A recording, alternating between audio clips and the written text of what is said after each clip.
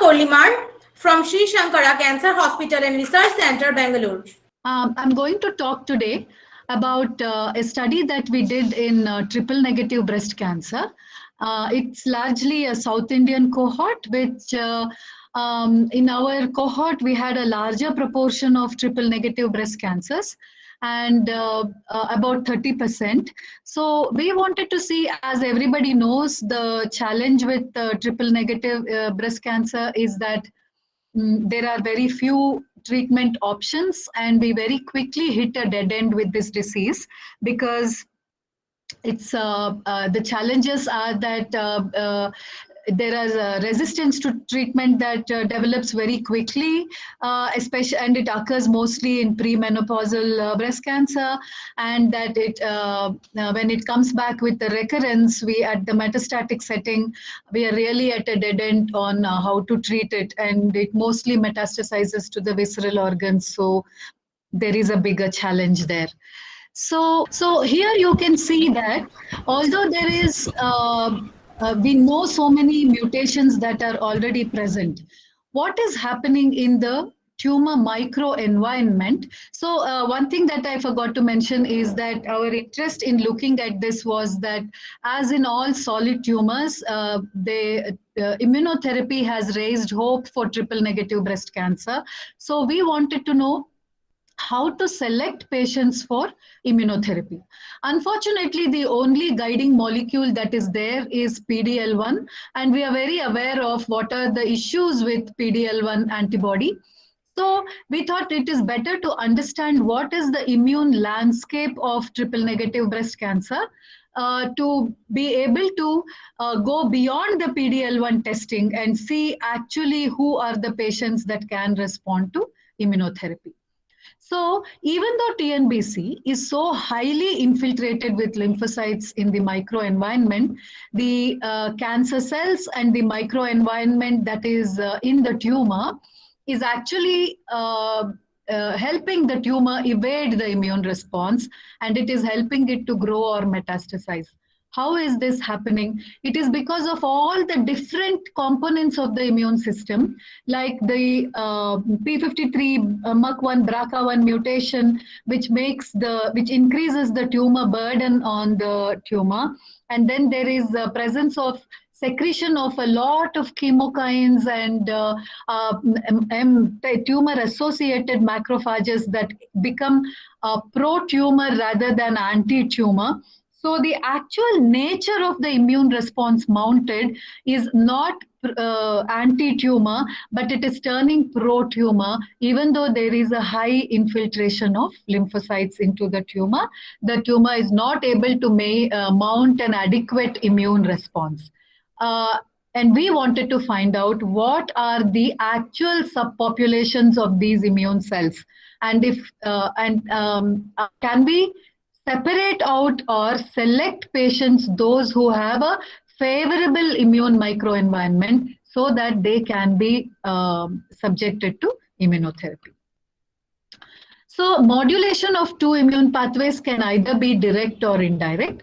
And if it is a direct, like PDL1, we know that we test for the PDL1 presence. And if it is present, then they can be subjected to a certain therapy. It has become like a companion diagnostic. Then there are other signals which are from the immune-related pathways that we can only approach indirectly. And we wanted to evaluate these kind of biomarkers to see what is the presence there.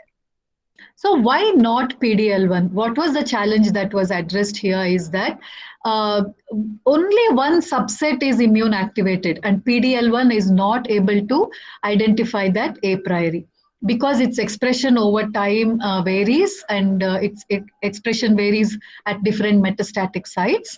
And some PDL1 negative patients are known to respond to a checkpoint inhibitor therapy. Some recent studies have also shown that those who have no PDL1 expression can also be benefited from these patients. Therefore, we cannot rely on a single marker, and there are many biomarkers that will actually be involved and which will guide us to select the patients for therapy. In order to understand this, we subjected a set of 44 patients to nanostring profiling of the immune gene expression panel. It comprises of 770 genes, all from the immune system, immune cell types, and that includes checkpoint inhibitors, CT antigens, and genes covering both adaptive and immune response. The aim was to identify that group of triple negative patients who could be immune enriched and who could be not immune enriched. So these were the clinical characters of the group that we studied. Median age was about 48, which was very young. Although this is a small cohort, I can't speak that the general median age for triple negative is around 53 to 55 years of age. But in this sample set, we had average age of 48 and a median age of 53.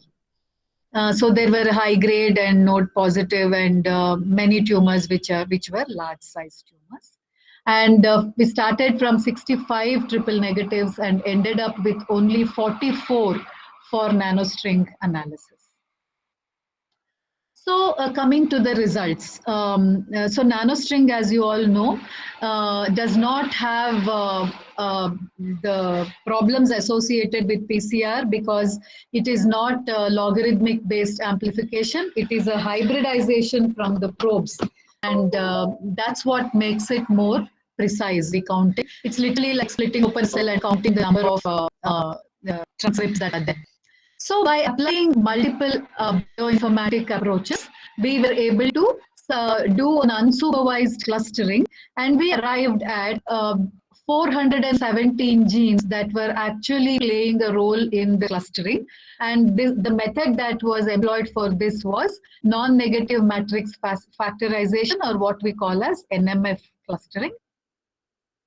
So the clustering actually yielded 3 groups, but since the 3 groups were not stable, we had to settle for 2 groups, which on SAM and PAM analysis gave a very stable groups. And SAM is a method where we compute the differential gene expression from each gene and calculate the strength of that relationship to outcome. It is an outcome based analysis.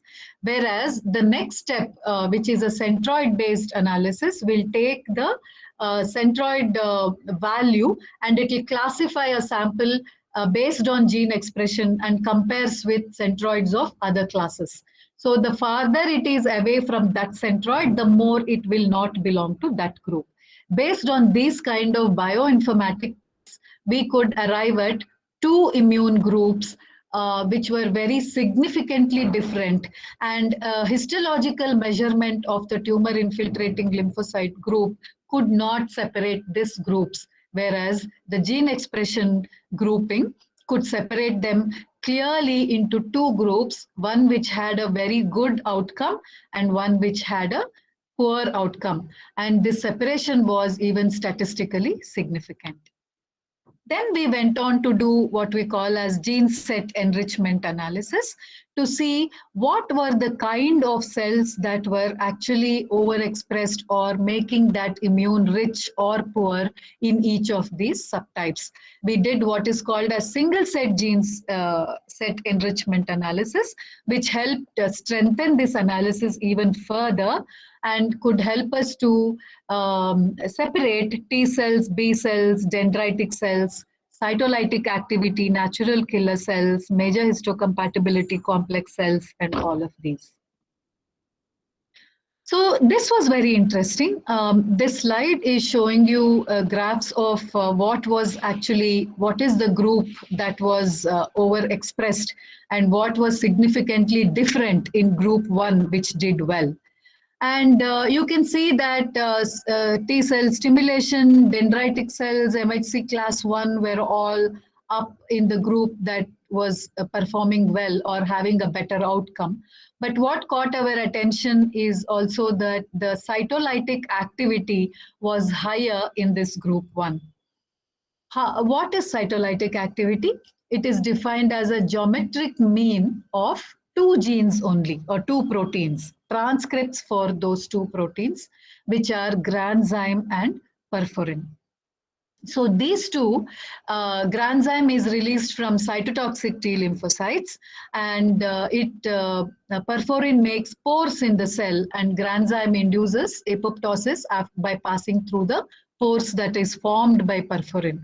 And this is a very important activity of the cytotoxic T lymphocytes, and because they produce these cytokines and cytotoxic substances which render the tumor immune active, and therefore that tumor is not able to evade the host immune response. Tumor infiltrating lymphocyte estimation, which is a routine pathological calling, could not do this separation, even though TIL calling is very important and it is a very indicative of tumor activation, immune activation. In triple negatives tumors, it was not very predictive. So we hypothesized that cytolytic activity may be actually playing a role in this separation of the immune high and immune low groups. And surely enough, cytolytic high and cytolytic low tumors had a statistically significant separation when it came to survival. So we thought, why not combine the two? Because some cytolytic low also had better outcomes, and vice versa. So we thought, why not we arrive at a combination of TIL and cytolytic activity that is more of a functional readout of the TIL count. So when we did that, as you can see in the second figure in this slide, we saw that high TIL and high cytolytic activity samples were the ones, those were the patients which went on to have the best outcomes. The TIL low, cyto low group did very badly. TIL high, cyto low also did badly, which means that cytolytic activity is very important in where the tumor is headed. So we repeated this analysis on TCGA analysis, on TCGA data of 93 triple negatives, and we could replicate the exact same results. Both for cytolytic activity as well as for merging cytolytic activity and TIL, which went on to have the best outcomes. So to summarize, in this study, we identified two potential subgroups within TNBC that will be having a differential response to immunotherapy. Not everybody will be responsive to immunotherapy, whereas even though we select patients carefully with PD-L1, we may be not selecting those who are really responsive or unresponsive.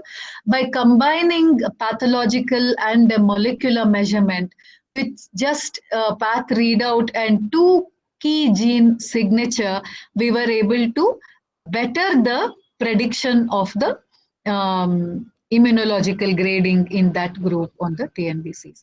To our knowledge, this kind of a scoring is not reported. It, of course, needs a validation in a larger cohort, but more analysis from our side is underway, where we are developing an IHC test for the perforin and granzyme, and do that as a combination score along with the TIL readout that could help with patient stratification. Thank you, and I will be happy.